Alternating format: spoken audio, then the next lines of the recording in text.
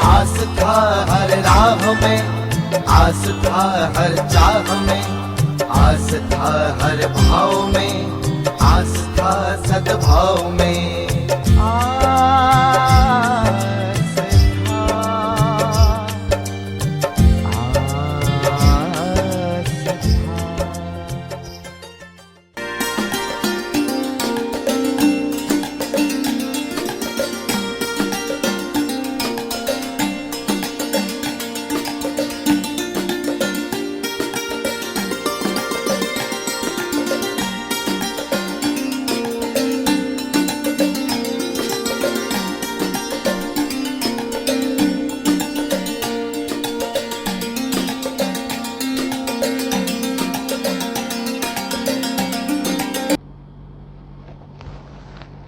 ॐ पूर्णमदः पूर्णमिदं पूर्णात् पूर्णमुदच्यते पूर्णस्य पूर्णमादाय पूर्णमेवावशिष्यते। ॐ शान्तिः शान्तिः शान्तिः। आज दिनांक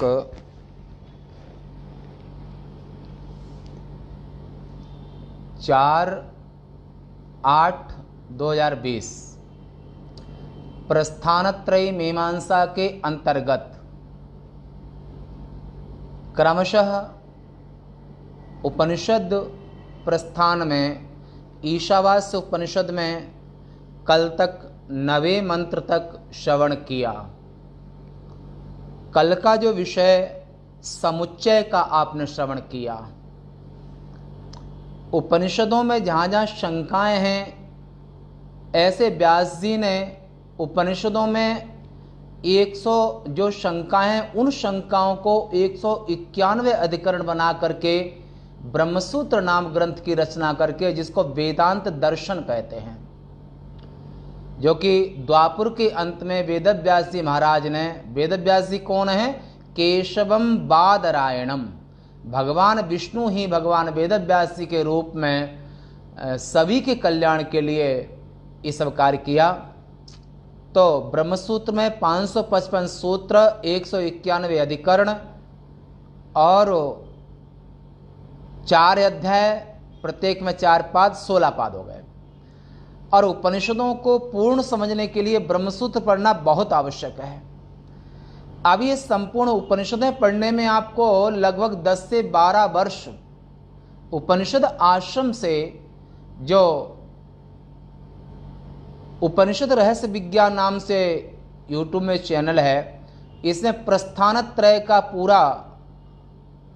पूरा विवेचन मिलेगा, भाष्य के सहित, मूल श्रुति की व्याख्या भाष्य के अनुसार। ये पूरा लगभग 10 से 12 वर्ष लगेगा। 10 से 12 वर्ष बाद फिर ब्रह्मसूत्र का समय आएगा। गीता, उपनिषदें सभी और ब्रह्मसूत्र। परंतु अगर आप नियम से श्रवण करेंगे तो सब कुछ सुनने को मिलेगा। कल समुच्चय की बात चल रही थी कि कर्म और विद्या दोनों के फल जो होते हैं, जो तो विद्या का इसी अर्थ लेना चाहिए ब्रह्मलोक, यानी कि अहंग्रह उपासना, इसको अहंग्रह उपासना के बल पर जो ब्रह्मलोक जाने की इच्छा रखते हैं, तो ब्रह्मलोक जाकर के भी वो ब्रह्मा की आयु पर्यंत उनको मुक्ति नहीं हो सकती है। ब्रह्मा की आयु जब पूरी होगी तभी यहाँ से जो नैष्ठिक ब्रह्मचर्य पालन करके अहंग्रह उपासना रूपी इस विद्या की उपासना के द्वारा ब्रह्मलोक गए, पर ब्रह्मलोक में वो लंबे काल तक उसी लोक में रहेंगे। तो और कर्म, कर्म माने तीनों ऐष्णाएं जिसके पास में हैं, पुत्र की इच्छा, धन की इच्छा और लोक की इच्छा। और पुत्र की इच्छा के गर्भ में स्त्री की इच्छा छिपी हुई है, यानी कि स्त्री को पुरुष की इच्छा और पुरुष को स्त्री की इच्छा, ये भी साथ ही छिपी हुई है। तो ये तीनों ऐष्णाएं जिनमें हैं वे कर्म के अधिकारी हैं, और तीनों ऐष्णाओं से रहित जो ब्रह्मलोक की कामना करते हैं, यदि क्षंतो ब्रह्मचर्यं चरंती तत्ते पदं संग्रहेण प्रवक्षे। गीताकार कहते हैं ऐसे जो नैष्ठिक ब्रह्मचारी लोग जो ऊर्ध्वरेता होते हैं और जो उत्तरायण मार्ग से गमन करते हैं, वो विद्या के बल पर, उपासना के बल पर ब्रह्मलोक का अधिकार प्राप्त कर, ब्रह्मलोक में ब्रह्मा की आयु पर्यंत रहते हैं। जो कर्म से अर्जित लोक हैं वे स्वर्ग लोक तक की इन गृहस्थों की सीमा है कि तीनों ऐष्णाओं के सहित उन्नति के लिए, सुखों के लिए, इंद्रिय विषय जो तीनों इच्छाओं को लेकर के और वैदिक धर्म को पालन करते हुए, और त्रय विद्या सोमपा पूत पापा, तीनों विद्याओं जो ऋग यजुः साम तीनों वेदों के आधार पर विभिन्न कर्मों को करते हुए स्वर्ग कामो यजेत, स्वर्ग की कामना को लेकर के पत्नी के सहित जो हवन यज्ञ अश्वमेध आदि के यज्ञ करते हैं, इनका जो लक्ष्य है, साध्य है, वो स्वर्ग है। और विद्या का जो साध्य है, विद्या का जो लोक है, वो ब्रह्मलोक है। ये दोनों में ऐसा गुरुजनों का ऐसा इसमें आगे भी कहेंगे, ऐसा यहां पर समझना चाहिए। ये पहले बताया। तो कर्म और उपासना के समुच्चय का फल, अन्य देवाहुर विद्यया अन्यदाहुर अविद्यया इति सुषुम धीराणां येनस्तद विचक्षिरे। अन्य देवाहुर विद्यया अन्यदाहुर अविद्यया इति सुषुम धीराणां येनस्तद विचक्षिरे। अन्य देव आहु विद्यया अन्यत आहु अविद्यया इति सुषुम धीराणाम बुद्धिमताम ये नह तद विचक्षिरे। ये पदच्छेद हुआ। हिंदी में इसका अर्थ, श्लोक का अर्थ हुआ कि विद्या यानी कि देवता ज्ञान, जिसे देवता ज्ञान के कल आपने सुना था कि जो ब्रह्म को सर्वस्व मान करके और ब्रह्मलोक की कामना से उत्तरायण जाना चाहते हैं, अखंड ब्रह्मचर्य का पालन करते हैं। इनमें उदाहरण के रूप में भीष्म,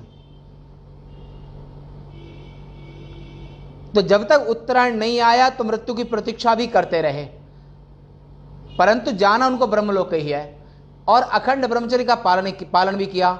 ऐसे एक से एक महापुरुष जो यहां से देह का त्याग करते हैं, मूर्धा से, सहस्त्रार से, वे ब्रह्मलोक जाते हैं। दोबारा माया उनको बांध नहीं सकती है।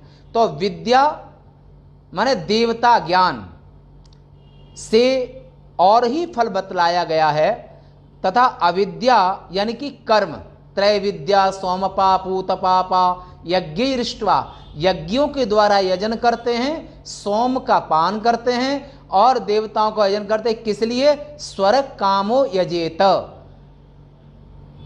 यानी कि तीनों ऐष्णाओं के सहित गृहस्थ आश्रम वाले पति पत्नी दोनों ही यज्ञादि कर्म करते हैं। किसके लिए? स्वर्ग कामो, स्वर्ग की कामना के लिए। और ये कर्म का फल स्वर्ग, विद्या का फल ब्रह्मलोक, और स्वर्ग के ऊपर के जो लोक हैं महार, जना, तपाह और सत्य, ये चारों लोक ब्रह्मलोक के अंतर्गत आते हैं। इस विषय को आप विचार सागर में आप श्रवण कर सकते हैं गुरुजनों से, और स्वयं देख सकते हैं। तो चारों ऊपर, स्वर्ग लोक से ऊपर एक बार जीव चला जाता है, दोबारा माया उसको बांध नहीं सकती है। ये विद्या का फल ब्रह्मलोक, कर्म का फल स्वर्गलोक तक। ऐसा हमने बुद्धिमान पुरुषों से, अपने गुरुजनों से, ब्रह्मविद्ताओं से, ब्रह्मनिष्ठों से, शंकराचार्यों से और कैलाश आश्रम के महाराज जो कि 150 वर्षों से वो पीठ है, वहां से भी सुना। तो इस तरह से गुरुजनों से सुषुम धीराणाम बुद्धिमताम माने परंपरा से सुना। ऐसा हमने बुद्धिमान पुरुषों से सुना है जिन्होंने हमारे प्रति उसकी व्याख्या की थी। परंतु यहाँ पर शास्त्र में व्याख्या है वहाँ पर स्पष्ट रूप से नहीं बताया गया है, पर जो परंपरा से पठन पाठन करते हैं, परंपरा से गुरुजन उस विषय को स्पष्ट रूप से बताते हैं। इसलिए उपनिषद और ब्रह्म विद्या को गुरु परंपरा से ही पढ़ना चाहिए, गृहस्थों से नहीं, विरक्तों से ही पढ़ना चाहिए, ये भी बात है। तो अब इसका अर्थ होता है कि अन्यत पृथक एव विद्या क्रियते, यानी कि विद्या से देवलोक प्राप्त होता है। और कल आपने से दिवदोतना धातु है, जो प्रकाशमान लोक हैं। छांदोग्योपनिषद में आप सुनेंगे जब आएगा तब, ब्रह्मलोक तो ब्रह्मलोक में माने स्वर्ग से ऊपर के लोक में, न तत्र सूर्यो भाति न चंद्र तारकः कुतो यमग्नि, माने न तत्र वहां सूर्यो देती न निम्नलोचती। उस स्वर्ग के ऊपर के जो ब्रह्मलोक, चारों लोकों को महर, जनः, तपा और सत्य, ये चारों लोकों को ब्रह्मलोक कहते हैं। और इन लोकों में सूर्य चंद्रमा की जरूरत नहीं, वे स्वयं प्रकाश लोक हैं, उन्हें किसी प्रकाश की आवश्यकता नहीं है। तो ऐसे जो उन लोकों को चले जाते हैं उनको माया कभी वो लोग मिलेंगे कैसे? विद्या से मिलेंगे। और उन लोकों में गृहस्थ जा सकता है केवल पंचांग विद्या के बल पर, नहीं तो उन लोकों में अधिकार केवल नैष्ठिक ब्रह्मचारी का होता है, ऊर्ध्वरेताओं का होता है, उत्तरायण से गमन करते हैं। तो ऐसे विद्या से देवलोक प्राप्त होता है और विद्या से उस पर आरूढ़ होते हैं। ऐसी श्रुतियों के अनुसार वेद वेत्ता लोग कहते हैं कि विद्या से और ही फल मिलता है और कर्म से पितृलोक मिलता है। इस श्रुति के अनुसार अविद्या यानी कि कर्म से और ही फल होता है, अविद्या यानी कि कर्मणा पितृलोकम, माने जो यज्ञादिक इष्टापूर्त आदि कर्म करेंगे और इन कर्म का फल होगा स्वर्ग, पितृलोक, स्वर्गलोक। और ऐसे हमने धीर अर्थात बुद्धिमानों से वचन सुने हैं, जिन आचार्यों ने हमसे उस कर्म तथा ज्ञान का व्याख्यान किया है, अर्थात उसकी व्याख्या की थी।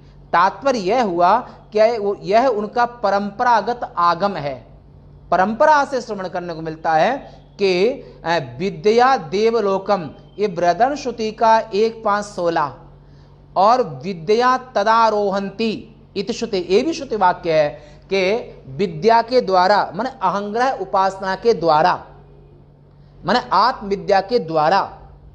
और द्वितीय न कर्म किया है न अहंग्रह उपासना की है। जो ब्रह्म संस्थं अमृतत्वमेति, जो जीवन मुक्त ब्रह्मनिष्ठ आत्मनिष्ठ संत हैं, तो उनके प्राण कभी उत्क्रमण नहीं करते हैं। ये तीसरा मार्ग है। तो एक दक्षिणायन एक उत्तरायण। दक्षिणायन मार्ग का लक्ष्य स्वर्ग, जिसमें तीनों ऐष्णाओं के सहित गृहस्थ आश्रम का अधिकार स्वर्गलोक तक, और ऐष्णाएं शांत हो गई हैं। और उसके बाद में जो उत्तरायण मार्ग से जाना चाहते हैं, नैष्ठिक ब्रह्मचारी और सन्यासी, वो विद्या की उपासना करते हैं, अरण्य का सेवन करते हैं, एकाकी जीवन बिताते हैं और हमेशा अहम ब्रह्मास्मि और प्रणव का और अहंग्रह उपासना की नित्य उपासना, नित्य साधना करते हैं। उस विद्या की माने देवता विषय विद्या की उपासना करते हैं। बे लोक बे नैष्ठिक ब्रह्मचारी माने यदिक संतो ब्रह्मचर्यं चरन्ति, जिस विद्या की उपासना करते हैं, ब्रह्मलोक को जाना चाहते हैं, माने उत्तरायण मार्ग से जाने वाले। तो दक्षिण मार्ग से जाने वाले ऐष्णात्रय से सहित, उत्तरायण से जाने वाले ऐष्णात्रय से रहित ब्रह्मलोक में जाना चाहते हैं।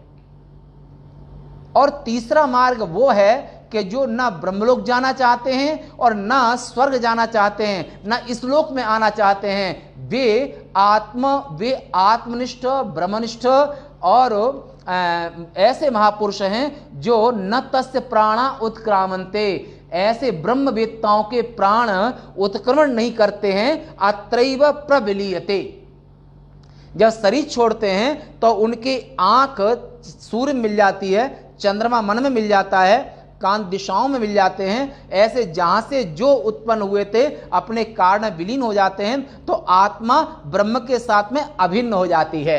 ऐसे ब्रह्मवेत्ताओं के, जो ब्रह्मवेत्ता ब्रह्मनिष्ठ सन्यासी जन हैं, उनको ये तृतीय मार्ग है। नैष्ठिक ब्रह्मचारियों का विद्या उपासना के बल पर ब्रह्मलोक जाना उत्तरायण, ये विद्या के बल पर ही उत्तरायण जाते हैं। और तृतीय जो गृहस्थों का कर्म का मार्ग है, जो स्वर्ग कामो यजेत, और उनका मार्ग वो स्वर्ग लक्ष्य है। ये तीन चीजें यहां पर, तो यहां पर कर्मणा पितृलोकम और विद्या तदारोहंती, जो विद्या के द्वारा उत्तरायण मार्ग से ब्रह्मलोक जाते हैं, कर्म के द्वारा पितृलोकम यानी स्वरलोकम। पितृलोक को अलग से वैसे कहा है तो क्योंकि स्वरलोक में 6 महीने का दिन 6 महीने की रात होती है और वहां के राजा इंद्र हैं, और पितृलोक के राजा अर्यम